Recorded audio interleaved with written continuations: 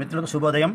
మనము సహజ సిద్ధంగా అంటే గో ఆధారితంగా మరియు సహజ సిద్ధంగా దొరికేటువంటి వస్తువులతోటి మనం ఇప్పుడు మస్కిటో రిఫ్లెంట్ స్టిక్స్ అంటే బత్తీలు తయారు చేస్తున్నాం. మార్కెట్లో దొరికేటువంటి ఈ బత్తీలు అవి అందులో పెస్టిసైడ్స్ ఉండడం వల్ల అవి అవి ఈ మస్కిటోస్ని రిఫ్లెంట్ చేస్తాయి, కానీ అవి బాడీ హెల్త్కి రెస్పిరేటరీ ప్రాబ్లమ్స్ వస్తాయి. అంటే శ్వాస ఊపిరితిత్తులకు సంబంధించిన ఇబ్బందులు వస్తాయి. మనం సహజసిద్ధమైనటువంటి వీటిని వాడితే మనకు ఆ ప్రాబ్లమ్స్ రావు, మరియు సహజసిద్ధంగా వాటిని మనము మన ఇంటి పరిసరాల నుంచి దూరం చేసుకోవచ్చు. ఆ సహజసిద్ధమైనటువంటి పదార్థాలతో మనం కలిసి తయారు చేసేటువంటి ఈ బత్తీలు మనం చూద్దాం.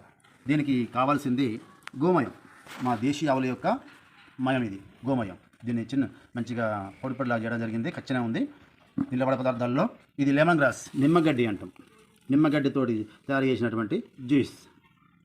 ఇది వావిలాకు పేస్ట్, ఇది వావిలాకుతో చేసినటువంటి పేస్ట్.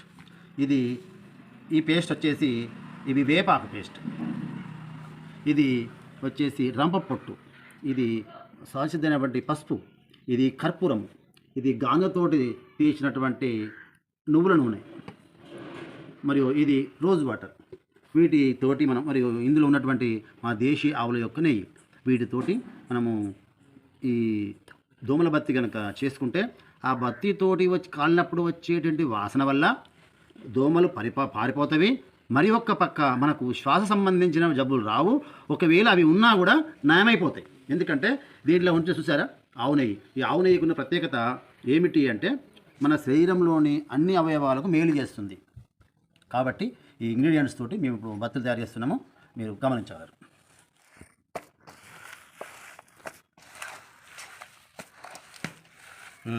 ఇప్పుడు అన్ని ఇంగ్రీడియంట్స్ కలిపి మనం ఇప్పుడు దీన్ని మిక్సింగ్ చేయడం జరుగుతుంది. తర్వాత నెక్స్ట్ డైలో వేసి మనం మిక్స్ చేయడం జరుగుతుంది. ఇప్పుడు మీకు ఇంతకుముందు వేసేటువంటి ఇంగ్రీడియంట్స్ తోటి మిక్స్ చేయడం జరిగింది.